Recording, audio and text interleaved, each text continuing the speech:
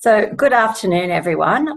We still have a number of people joining us, but I think for the purposes of time and to make sure we get the most possible time with our very special guest, Howard Marks, today, I think we'll get underway. I'm Michelle Bloom, the CEO of the Australia-Israel Chamber of Commerce in Sydney, and I'm really delighted to welcome you all to this afternoon's very important and interesting webinar. We're really delighted to have some would say the Warren Buffett of credit, certainly a globally renowned investment expert, Howard Marks, joining us this afternoon for a discussion on the global investment outlook. I'd really like to thank our partners today from Spire Capital for enabling us to bring this conversation to all of our members and friends. And in particular, I'd like to welcome and to thank Stuart Hay, from Spire Capital, the Head of Investments and Director, as well as Matthew Cook, Director and Head of Funds at Spire Capital, for being such wonderful partners to the AICC over very many years. And this is not the first time we've been fortunate to have Howard Marks join us in this way, so we really are grateful for your partnership in this. So this afternoon, we have a very short span of time, an hour together with Howard. He's literally just flown in straight off the plane, an hour to go, an hour free for us. So we're going to start off with a brief introduction from Stuart, who will introduce Howard formally to everyone. And then we have 25 minutes that Howard will speak to us all about his outlook. And then we have a 15-minute period that we've allowed for Q&A with the audience. So please do use the chat function to send through your questions while Howard's speaking, so that we can have a look at those, and I'm sure there'll be more questions than we probably can get to, but we'll do our very, very best. And then we'll finish promptly at 3 p.m. So without any further ado, I'm delighted to hand over now to Stuart Hay. Thank you. Thank you, Michelle. Well, lovely to be here. Just echoing Michelle's points, we've been delighted with the take-up for this afternoon's call, being 2 o'clock on a Friday afternoon. It's 10 o'clock in the evening, Howard's time, so we're pleased that Howard could carve some time out for us. I think that the popularity of this call really speaks to the popularity of Howard, and also I think a desire for local investors to think about new sources of return as we move through a period following a once-in-a-40-year event. You can see on screen that the Fed has increased rates 500 basis points in just 16 months. The left-hand side shows the pace and the magnitude of recent hikes relative to recent or other bouts of inflation experienced over the last 40 years. Not only has this rapid rise in rates wreaked havoc on valuations, especially interest rate sensitive assets like real estate or highly leveraged assets, it's given Howard plenty to write about as we move through what is clearly a fascinating time in economic history. With this, we thought it was an opportune time to invite AICC members to a discussion with Howard to unpack his thinking following the release of these 6 memos in quick succession, including his core thesis focused around sea change.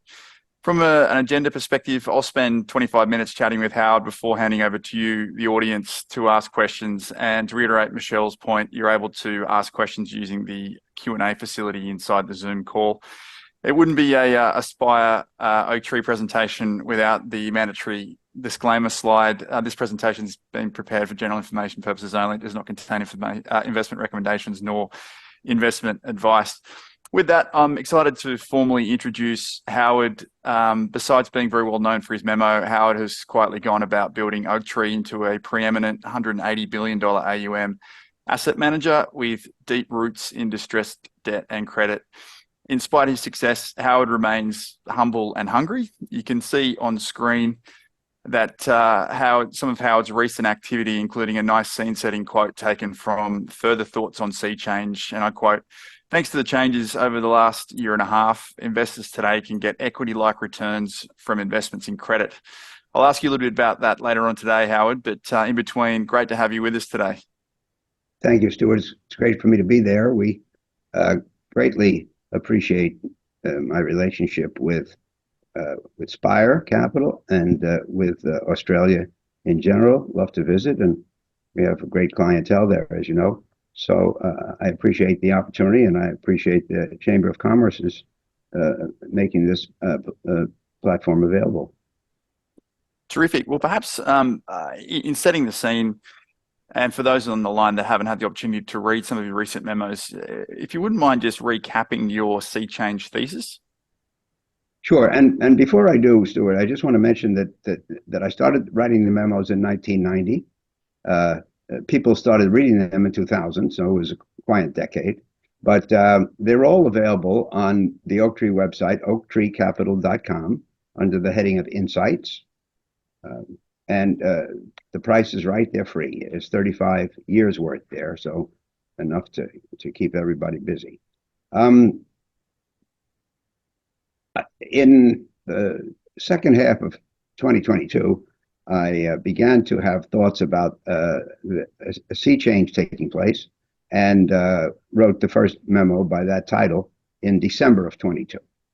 And basically what it said is that in 1980, I had a personal loan outstanding from a bank, and I got a slip of paper from the bank saying the rate on your loan is now 22.25. 40 years later, in 2020, I was able to borrow at 2.25, fixed for 15 years. And that change, that decline of interest rates by 20 percentage points, or what we call in the business 2,000 basis points, I believe was the most important single financial event of the last half century. Because it took place gradually over a long period of time, people tend to overlook it.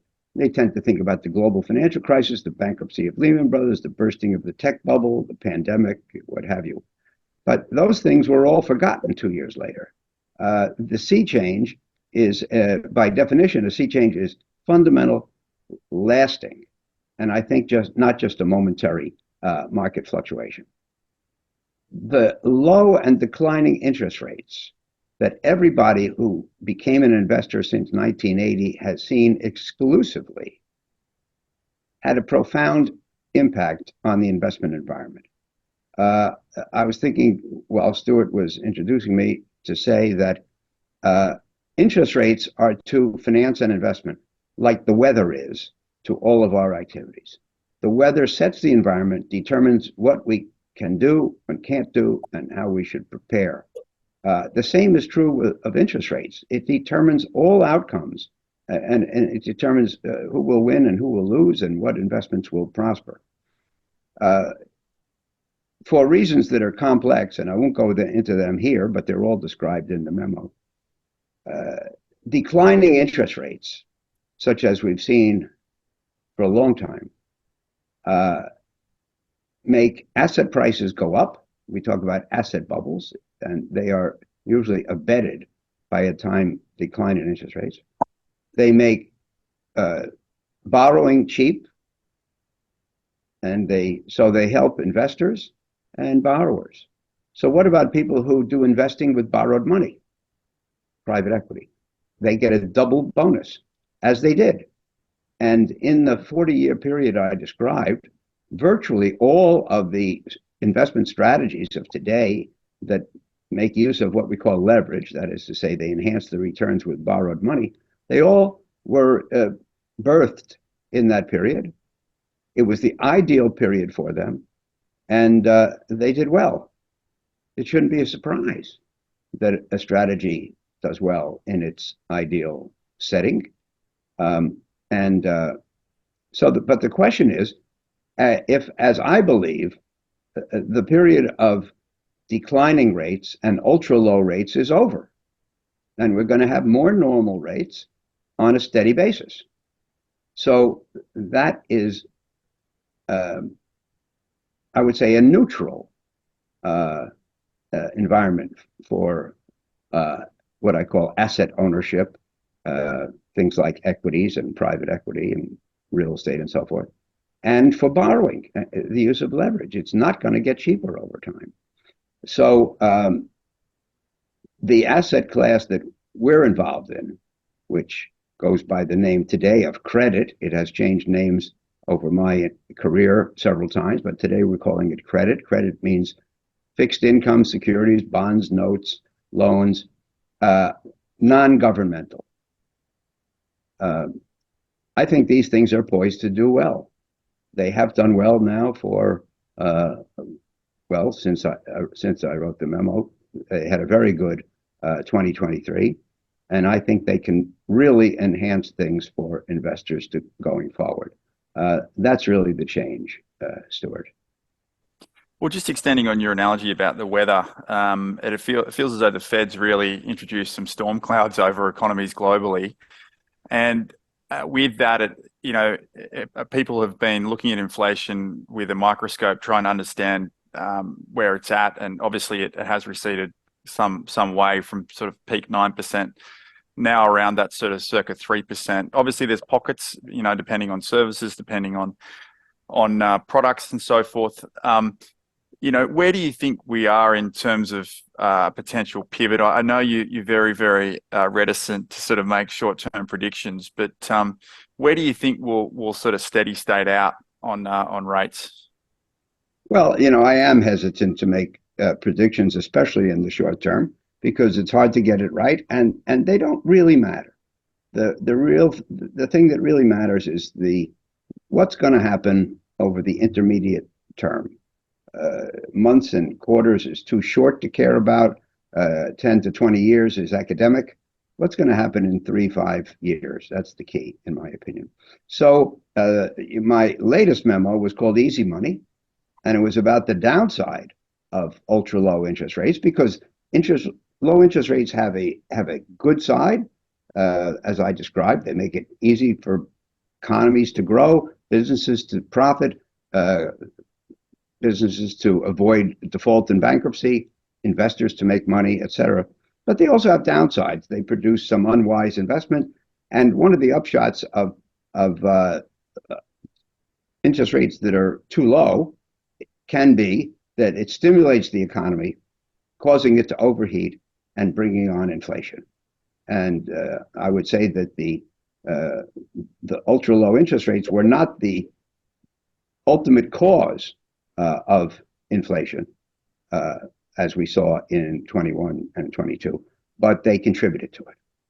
And so now, I think that the inflation was primarily the result of strong governmental and central bank benefits to people to cushion the economic impact of the pandemic. I can tell you for sure that in the United States, many people got COVID relief who had not been hurt by COVID.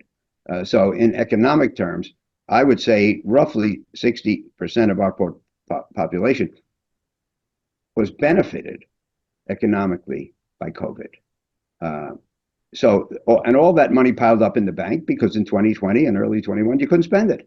You were stuck inside. You couldn't take a vacation. You couldn't put on a wedding and all those things.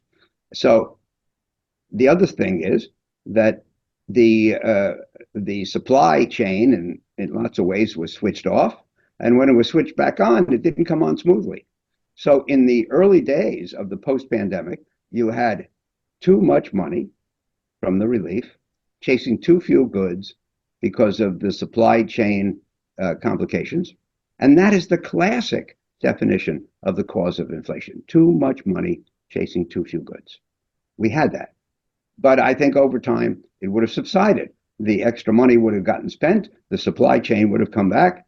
It would have proved transitory, in my opinion, just not on the Fed schedule. They wanted to see evidence within the calendar year 21. They didn't see it. If they would have waited 3 or 4 years, I think they would have seen it. But, they didn't want to do that. And with good reason. People who live paycheck to paycheck suffer greatly when prices go up substantially. So they couldn't wait. They cut rates. They raised rates to slow the economy. And that, inhibits inflation. And they engaged in what's called quantitative easing, tightening, taking money out of the economy by selling bonds from their inventory. And those things have worked. So I'm sorry to go on through this long explanation, Stuart. I can't help myself. But so one of these days, the Fed will declare victory over inflation. and it will begin at some point to reduce rates. And the good news is that if it doesn't raise rates anymore and in fact starts to lower them, that means it's unlikely to be in a recession, and the economy can perform pretty well. That's the optimistic point of view that has been driving our stock market higher for the last 15 months. But the important thing, like I said, it's not how much will they lower rates and what month will they start and when will the second one be and how many cuts will be this year. The important thing is where will rates end up. And my thesis, as I go into in Easy Money, is that we'll end up with a Fed funds rate at 3 to 3.5. Now people say to me, "Oh, you mean the higher for longer?" No, those are not high rates. Those are a little bit low in the context of history. They're certainly lower than I've lived with most of my investing life. They're just higher than the recent past. And, in the Sea Change memo, I concentrated on the period from the beginning of 09 to the end of 21. At the beginning of 09, the Fed cut the rate to 0 to solve the economic problems of the global financial crisis.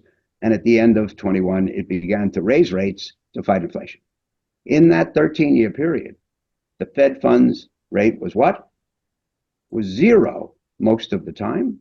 And I believe for the whole 13 years, it averaged about 0.5%. Unnaturally low, which contributed to the inflation, in my opinion, and has other negative effects, which I go into in Easy Money. By the way, I hope you'll go on oaktreecapital.com and read the memos and let me know what you think. So, Stuart, does that answer your question? It does. I think what it poses the question around thinking more from a bottom-up perspective, which is clearly Oaktree's strength. Very much a value-focused fundamental investor, and I think you've been called a bargain hunter in the past on the back of being able to see things that look appropriately priced in times of economic downturn. I think if we think about just the recent history, you had record levels of debt issuance in 2020 when rates were virtually 0. Obviously, we've gone up to 525, and you're saying that we may moderate out at 3 to 3.5. So the reality is we're going to have a huge glut of refinancings that are going to happen about 3 to 3.5% higher than when the original debt was issued. So how are you feeling about that in terms of the pressure that's going to put on corporates? Well, like I say, like the weather, it will create the climate. The climate will not be the easy climate of 09 to 21. It'll be harder to get money. Most companies won't be able to get the same amount, and they'll have to pay more for it. I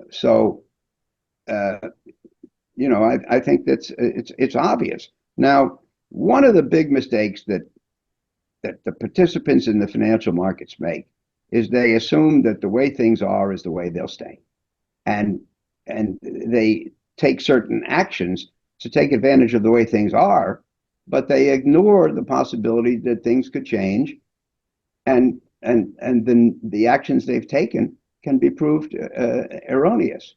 So, for example, in the period I'm talking about, 09 to 21, and especially the last half of that, private equity really turned up the wick, did a lot of deals, and if the interest rate is 0.5%, the base rate, which means that you can borrow for buyouts at, let's say, 6%, which was the norm. What do?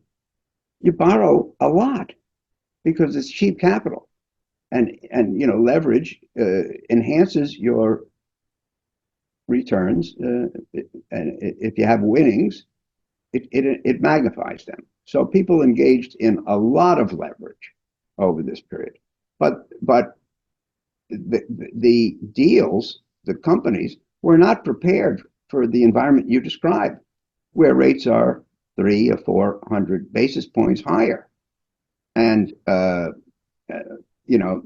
so I think the period ahead, number one, it'll be a little tougher for the economy to grow and companies to make money.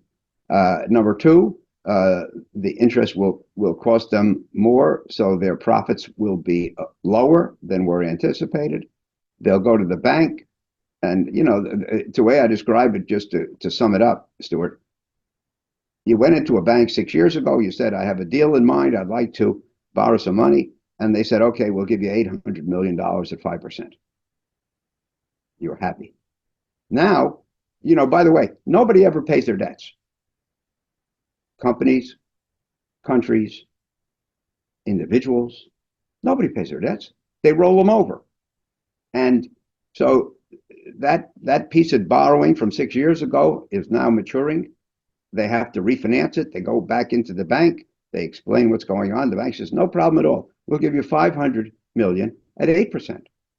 Whereas 6 years ago, they gave them $800 million at 5%. So now, number one, the cost of borrowing is up, and there's a gap in the balance sheet. You have $800 million coming due. You can only borrow $500 million to refinance it.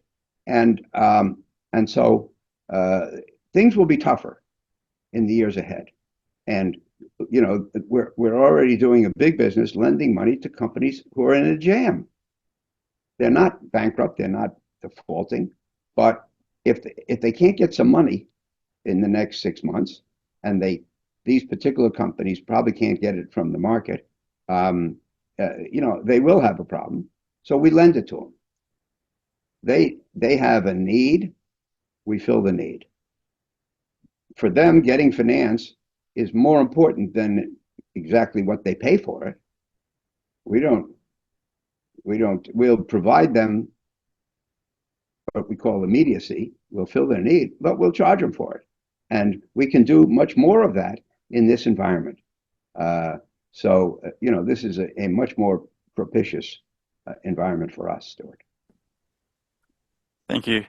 Well, I think what's a little bit counterintuitive is that, you are starting to see interest coverage ratios start to deteriorate. In other words, you've got companies that can't meet their interest bill. They literally don't have enough earnings to cover that. You're seeing the default rate really start to creep out. And then, as mentioned, we've got this wall of refinancings or maturities that are coming as well. In spite of that, we've seen a big rally in the share market, I guess, as people have been Fed gazing and thinking about what the pivot will look like. And I just wanted to ask you about your Goldilocks thinking sort of philosophy, and maybe you could share a little bit more around some of the dangers around this. Well, you'll remember, Stuart, did they read Goldilocks down in Australia? You remember Goldie? Yeah, it was a global phenomenon, that one. Yeah, good. Well, Goldie was tried out the mama bear's bed and said it's too hard, and the papa bear's bed and said it's too soft, and she said tried the baby bear's bed and she said this one's just right. So Goldilocks thinking is an expression that we use in the market to talk about people who say it's going to be just right. The economy is not going to be so strong that it produces inflation. And it's not going to be so weak that it falls into recession. And this is because the Fed will be dovish, will pivot, as we call it, to dovishness, which means we'll start to cut rates. And there'll be no recession. And, as they say in England, I don't know what the Australian phrase is, but as they say in England, Bob's your uncle. The only problem, and so I think that thinking is priced into the markets. Everything's going to be fine. And you know what? It may be fine, but it may not. And when there's optimism in the market, as I believe there is today with regard to the outcomes we're discussing, what that simply means is there's room for disappointment. And if people are disappointed and disillusioned, then they pull back from the markets and the prices of securities go down. I'm not saying it's going to happen. I'm saying it may happen. There's room for it. To me, the attractiveness of a market, for me as an investor, a value investor, and what you called before a bargain hunter, is I want to see markets where there's no optimism, where everybody thinks that things are terrible and they can only get worse. Why? Because then I think that their modest psychology causes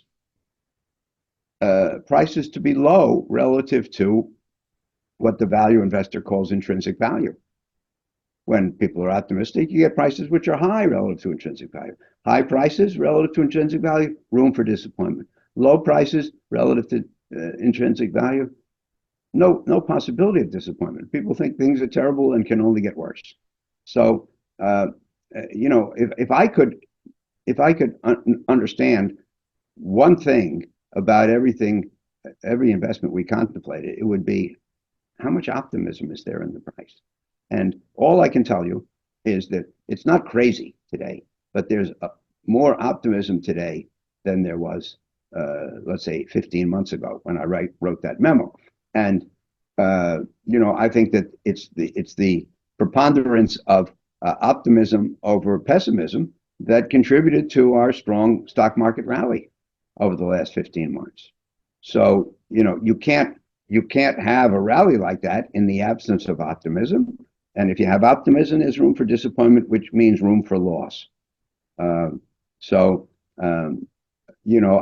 would avoid risk type assets. I'm not saying get out, but I mean just maybe lighten up a little, or maybe be careful. Don't put too much on.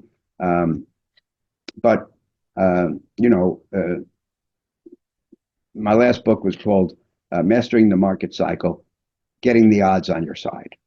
I'm not saying things are going to go terribly. I'm just saying the odds aren't on your side today. You're swimming upstream today as an investor in the face of high valuations and optimism. The great thing today is that credit instruments, the kinds of things we deal in, are offering returns which are highly competitive with the historic returns on equities. And, lending somebody money, in which case they contractually promise to pay you interest and give you your money back at the end, is by definition safer in terms of volatility and short-term disappointment than stocks.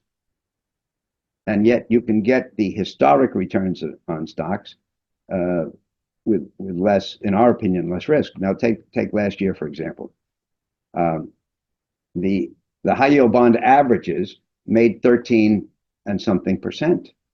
The historic return on the S&P stock index for the last 100 years is 10.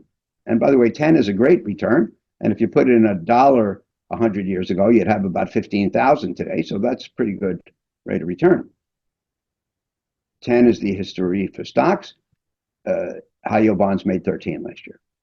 Great. Now it happens the stock made considerably more than 13. But still, I think that high yield bonds, and I'm not pushing high yield bonds, I'm only using them as an exemplar of of credit. Very, very satisfactory returns, relatively safely on a contractual basis. Great. Well, I think it's really good to think about the top down and the fact that sentiment can play a role, and obviously markets can move around in spite of what the fundamentals may be suggesting. I guess if we think more a little bit around Oaktree and the bottom up piece, and if I could indulge Michelle just by asking Howard a little bit more history around Oaktree, given that really Oaktree was a pioneer in distressed debt investing globally and really made a name around doing that. But distressed debts is a fairly opaque asset class. It's not widely reported on and hard to understand. I think what I'd love to understand and explain to the audience is this combination of a good company with a bad balance sheet and how you may look at that and how that pertains to distressed debt. Yeah. Well, I'll try to push 45 years into 4.5 minutes, shall we say. But, I was lucky. I was an equity investor at Citibank starting in 69. And in 78, the bank asked me to shift to the bond department. And I got the phone call later that year that changed my life. High yield bonds had just begun to be issued. These were bonds from non-investment grade companies, which prior to then, they were taboo. You just couldn't issue a bond that didn't have a rating of BBB or better. It became possible in 78, and I was there at the beginning. That was great. I did that at Citi. I introduced their high yield bond activities, and in '85 I switched to Trust Company of the West, TCW. In '87, I was approached by a young man named Bruce Karsh, who is a lawyer and had done some distressed debt investing, what Stuart's talking about. And he had the idea. He says, "Why don't we start a distressed debt fund?" And there were none at that time. Ours, I think, was the first from a mainstream financial institution. But the idea was simple. I had been in high yield bonds at that point 9 years. Every year or so, you have a few defaults. You buy a bond at 100, it goes bankrupt, it falls to 10. You go on the creditors committee, you negotiate through the bankruptcy, and you end up making 30 cents back. So Bruce says, "Well, why don't you skip that 100 to 10 part? Let's just do the 10 to 30 part." So in '88, we brought out our first distressed debt fund. I'm not here to plug the product, but the results have been very good. And you talked about it being opaque. It's not clear. And I had a professional 2 days ago ask me, "Well, how can you possibly prudently, safely, profitably make money investing in the debt of bankrupt companies?" And the answer is that if you're a creditor of a company and they don't pay you the interest and return your principal as they have promised contractually to do, the creditors get the company. To oversimplify the essence of bankruptcy, when a company goes bankrupt, the old owners are wiped out and the old creditors become the new owners. And so, in other words, by buying a piece of the debt of a bankrupt or to be bankrupt company, you are implicitly buying, under the worst of circumstances, bankruptcy, you're buying a slice of that company. And the question is, are you buying it cheap enough? If you have a piece of defaulted debt, it's not worth 100 cents on the dollar. It's something less. But, a skilled professional can figure out what the recovery, within limits, what the recovery will be if they make certain assumptions. If there's certain assumptions turn out to be right, they can make money, even though the company goes through bankruptcy. You have to understand that in bankruptcy is not, as they say in Israel, bankruptcy is not Kaddish for companies. It's not the end of the road. They're not dead. They're only refinanced, recapitalized. And you asked about good company, bad balance sheet. So let's say you have a company that's bankrupt, a company that got into trouble. There's two kinds of companies. There's companies which have bad businesses, and there are companies which have good businesses that got loaded down with too much debt that they couldn't afford and couldn't refinance when the time came. It's relatively easy to fix a good company with a bad balance sheet. You have a good product, a good management, a good process, and all you have to do is just charge some of the debt, which bankruptcy is designed to do. Company goes into bankruptcy heavily indebted, comes out with the balance sheet washed, much less debt, maybe none sometimes. So a good company has been restored to viability by a restructuring of the balance sheet, a deleverage of the. If you take a bad company with a bad product, bad management, whatever else, that's hard to fix. And, that's not what we do. There's money to be made doing that if you have the specialized skills. I think it's inherently more risky. We actually have a division which does that, but different people, different skill set, different risk level, different holding period, and so forth. But, the idea of taking a good company and restoring it to viability by delevering it is, I think, very constructive and something that we've been able to do repeatedly over the 35 years. That's terrific. We'll open up to the floor in a second. I guess the comment I wanted to make was I think as we reflect on the super cycle that we've had in rates for the last 3 years, I think it's easy to defend a lot of high quality management teams, high quality real estate operators that borrowed a lot of money in 2020 with a really good business plan for an asset or a company, because everyone, including the Fed, including the RBA, including the central banks around the world, was saying that we're likely to be lower for longer. So you've got a lot of good companies and assets that are just simply over-levered, which I guess would really play into the strengths of Oaktree. So Right. It's an interesting time. I mean, I'm very conscious that we want to open up to questions, Howard, if you can hang around for another 15 minutes. Glad to. Great. We've got a question here. Just someone has picked up on the fact that you're a value investor and is interested in what's happening in technology and AI. And I guess from personal experience, having looked at this space myself, I mean, you've got companies like NVIDIA, which has had an extraordinary couple of weeks, and they're now trading on, call it 56, 57 times EV/EBITDA. So there's a lot of hype around that business, but equally there's a lot of returns that have been made. What do you do as a value investor who feels probably a bit sick paying more than 20 times EV/EBITDA for a company? Do you put your pen down on that, or do you take a bigger view around the potentially changing tectonic plates with AI and technology? Well, NVIDIA is a stock. We typically don't deal with stocks. We deal with company debts. Having said that, just to talk about the stock market for a minute, there are two basic schools of thought. The distinction is too hard lined. People should be more open-minded and should, it's always, you always get in trouble when you say we do this, we don't do that. You should be open-minded. Things can be cheap enough, even in the things that you don't specialize in, to be compelling under certain circumstances. Basically, a value investor tries to find companies with ascertainable value in the here and now and see if they can buy them for less. It's all about the discount. The value investor doesn't necessarily buy great companies, doesn't buy companies with sterling futures. The companies we invest in are bankrupt or maybe fated to become so. But they like them because they can buy them cheap sometimes. The growth investor, which is the other side of the dichotomy, which includes the NVIDIAs and the other of the Magnificent Seven that have been dominating the market recently, or the Nifty 50 that dominated the market back when I joined the market in the 60s. These are companies which are judged to have a brilliant future. You have to pay a high price to get them. This is the top quality asset, and it doesn't come cheap.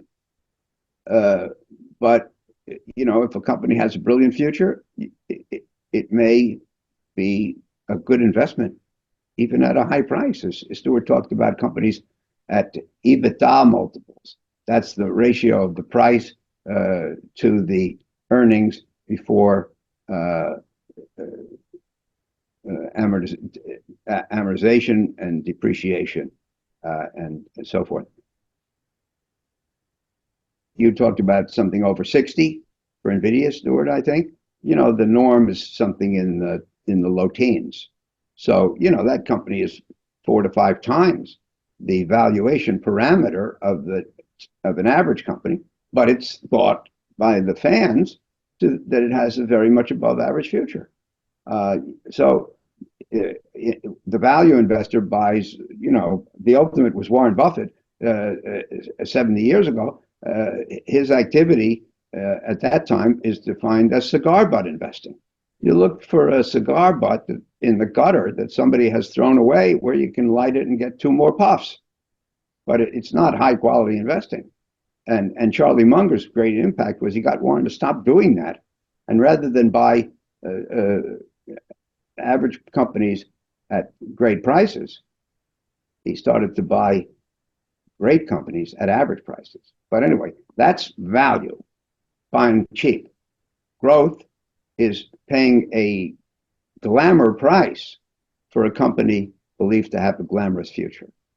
And the error there, of course, lies in overestimating the future. As I said, when I started, the banks invested in the so-called Nifty 50, the best and fastest growing companies in America where nothing could go wrong. and there was no price too high for the stock. And if you bought the stocks the day I got to work in September of '69, and you held them tenaciously for 5 years, you lost 95% of your money in the best companies in America. So you have to be careful of value, in my opinion. And if you pay too much for growth, and especially if that growth doesn't materialize, that's how you lose a lot of money. So, it's a dichotomy. There are people who do growth very well. There are people who do value very well. There are people who do both of them poorly. And it all comes down in the end to who has the skill. Great. Well, I was going to change gears here based on a question we've received, and Howard, I've never asked you a question in this capacity before, but I'll ask just to sort of feel what the audience wants. The November election's coming up. Well, obviously down here in Australia, we see the headlines, and we see the polarization of politics in the US. How are you thinking about the election as a firm, and does a Trump versus Biden administration change the way that you think about things, or being a bottom up investor, do you just continue to try and find things bottom up as you go? Yeah, Stuart, I have so much to say on that subject.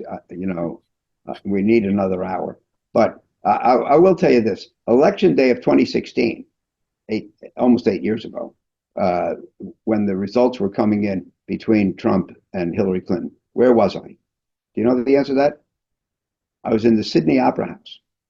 We had the Hearts and Minds conference to raise money, and I was meeting with some of the donors afterwards in a private meeting. I said to my son, call me and tell me the election results as they come in.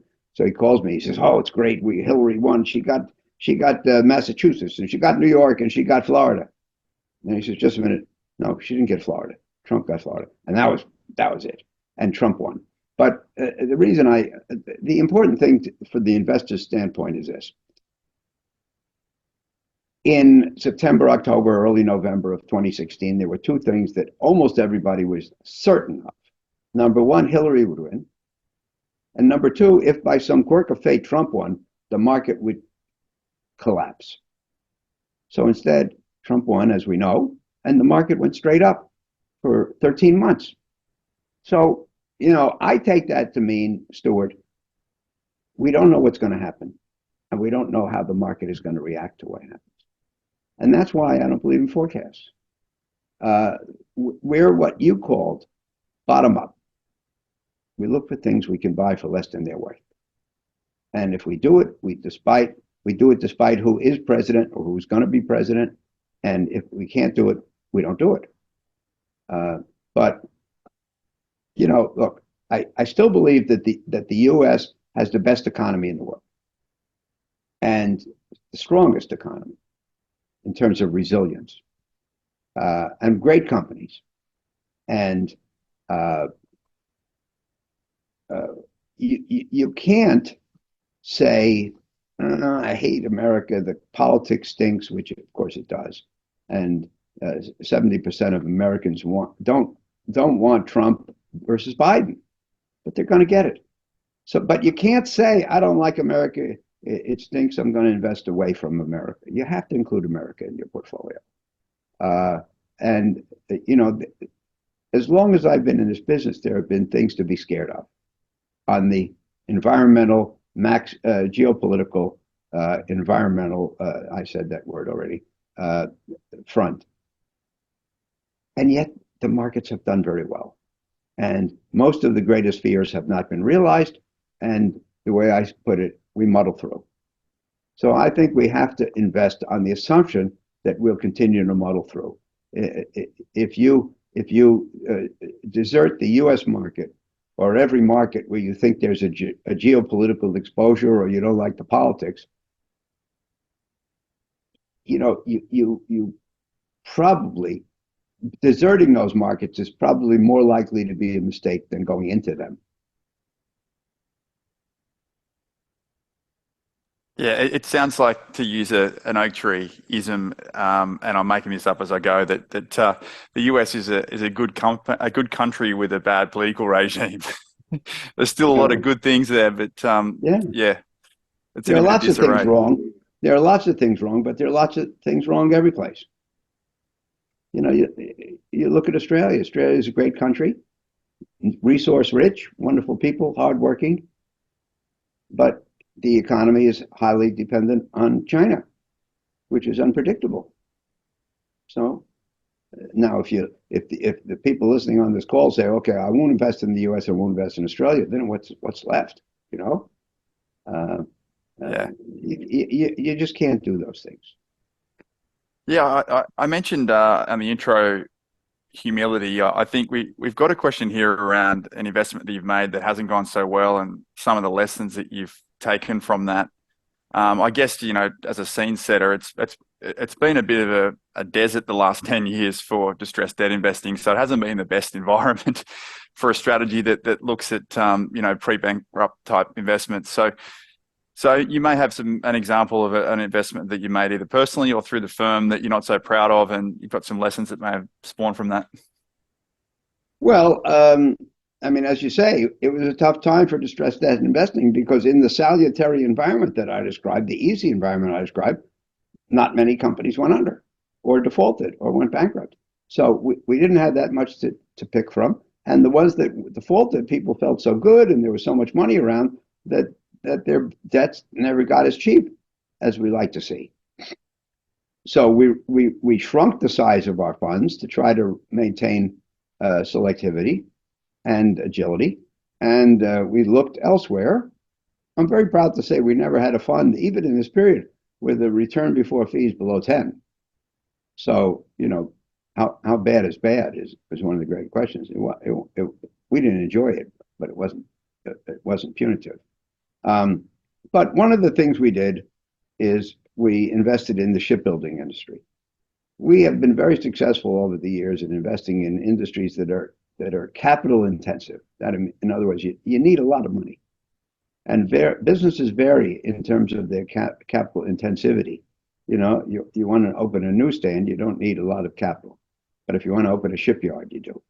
So, you know, we concluded that there would not be that global trade would go up, that environmental considerations would cause a lot of ships to be scrapped that didn't meet the new standards, and that not too many would be built because there wasn't too much capital around. And so we invested in shipbuilding. However, a lot of other people had a similar thesis, and a lot of people invested in shipbuilding, and so the thesis didn't hold. And you know, the initial results were bad.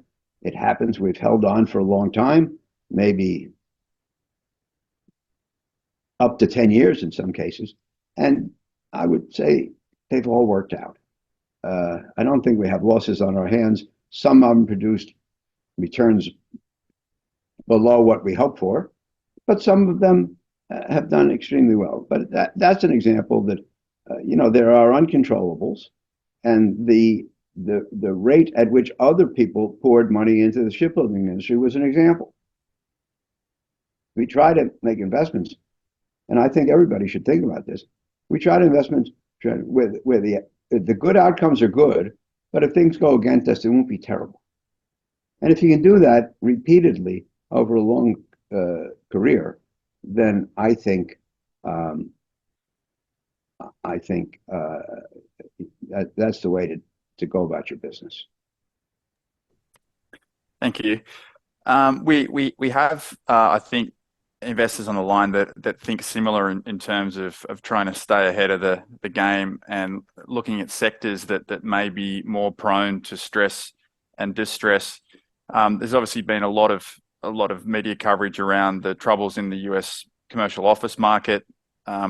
You know, with COVID and not being able to get tenants, not being able to get debt financing. There's some obvious ones like that. Tell us what you're thinking regarding potential sectors that may start to open up for a distressed investor like yourself. Well, I believe that there will be distress in the big city office market, and however, it's not a sector I think where you can plow a lot of money into, because I don't think you can be highly confident about what the outcome is going to be. what we're looking for is situations where, the outcome is, for the shipbuilding industry, the airplane industry, the transportation industry, et cetera, where the outcomes are predictable within a range if the future continues to be like the past. But we have no reason to believe in big city office buildings that the future will be like the past. The pandemic shook up the snow globe. There's things flying around. Many people haven't settled on going back to work 5 days a week. They're doing 3 or they're doing 4.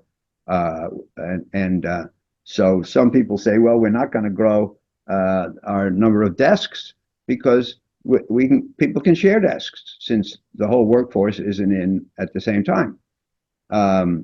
So there's sharing. And then in addition, with AI especially, people may not hire people to work at so many desks. So I think that the future is relatively unpredictable for big city office, and that means we will invest in it only in moderate amounts and carefully.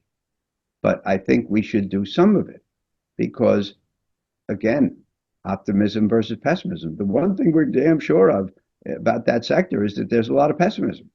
So maybe the outlook is not great, but maybe all the negatives are priced in and more, in which case we should buy. The only problem is you can't be too certain about it because we're going to go through an experience in the next 5 to 10 years for which there's no precedent and there's no history to extrapolate from. So hopefully we'll do it on the basis of compelling values and our real estate group's skill, and hopefully we'll do it carefully. But what I tell people, Stuart, is that this year 50 opportunistic debt funds will be formed.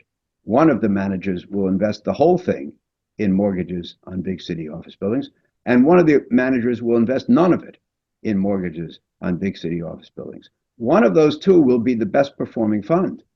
I just have no idea which one it's going to be. So, one of the things that's really key in my belief system is when you don't know something, you admit it to yourself and to others. And, it's really important to know what you don't know. And nobody knows everything. And there are things we know quite well, things we know a little about, things we know nothing about. And we have to treat them differently. Other sectors where there are going to be issues, well, our healthcare sector is under pressure because of regulations. So it's hard for them to make money. And they were considered very bankable in those 13 years I talk about. And so when you're highly bankable, you can borrow large sums of money, and there may be sums that some of the companies are not going to be able to reborrow. Same goes for software. In my experience, my first 30 years in sub-investment grade debt, tech companies, software companies couldn't borrow. They were considered too risky. But in the optimistic climate of the sea change period, the last 13 years, people said, yeah, I think things look good. And by the way, that people had a lot of money to put out. So they said, well, I think software companies really have a bum rap. We'll lend money to them. Now the debts are coming due. Some of them are going to have trouble rolling it over. Again, that's a recurring theme. So, companies that were better thought of 10 years ago than they are today will have trouble rolling their debts. These will be sectors that offer us opportunity. Great. Well, maybe one last question, just thinking through what we've got here before we draw the call to a close. Just again, thinking top down, you've mentioned some of the sectors. We've got a question around China on the basis that you, as a contrarian investor, you've seen Chinese equities not perform as well as the rest of the world. As you're thinking about, deploying distressed debt capital, you've got the mothership, economic superpower of the US. You've got, emerging superpowers like China. How are you feeling about the geographical allocation for over the next 3 years as you deploy money? The investment business is always, on the one hand, on the other hand. On the one hand, I'm not as afraid of China as everybody else is. China needs 5% economic growth to accomplish their goals in terms of moving people from the farms to the city and creating a middle class and consumer class, and among other things, building the military they want, and they need 5% growth. And back under Mao, people were eating grass and millions were dying of starvation every year. My guess is they don't want to go back there. And I think, like any good politician, she wants to stay in power, in his case, maybe forever. And so he can't have a revolt on his hands. He has to make people happy. And that means not going back to eating grass. That means he needs 5% economic growth. I believe that you can't get 5% economic growth internally because they don't have a consumer class yet.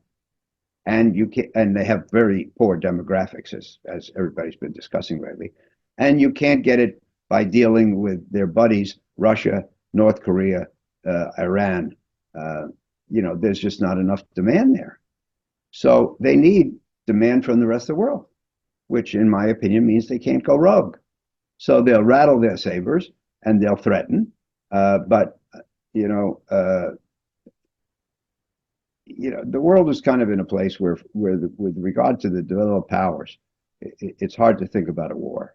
And I think that includes China. So I'm not as negative as most people are. And the one thing we know of is that China's market has really suffered. And many people have applied the label uninvestable.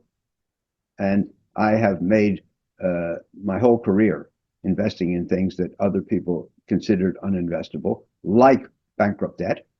Because when other people say, oh, I wouldn't touch that with a 10-foot pole, then that's where the bargains are. So we are open to investing in China carefully, slowly, moderate in amount, but we would never say never. Thank you. Well, perhaps if you've got any final words, Howard, and I just remind you that we've got the Australian-Israel Chamber of Commerce member base on the line. Obviously, it's been a fairly challenging period. Sure. For the community. So did you have any final words just in terms of the outlook and how you're feeling about markets? I'm no Henry Kissinger, Stuart, you may have noticed, but it's always darkest before the dawn. And there are lots of parties that are going to try to accomplish peace in the Middle East. And there are people, Middle Eastern countries, that will be glad to support a responsible Palestinian government and a rebuilding of the Palestinian, a building of the Palestinian economy so that people who live there will have something to look forward to. I don't want to go too far into politics, but many of us believe there is a path to peace, and Israel will have to make some tough decisions, but I just don't think that the future is hopeless.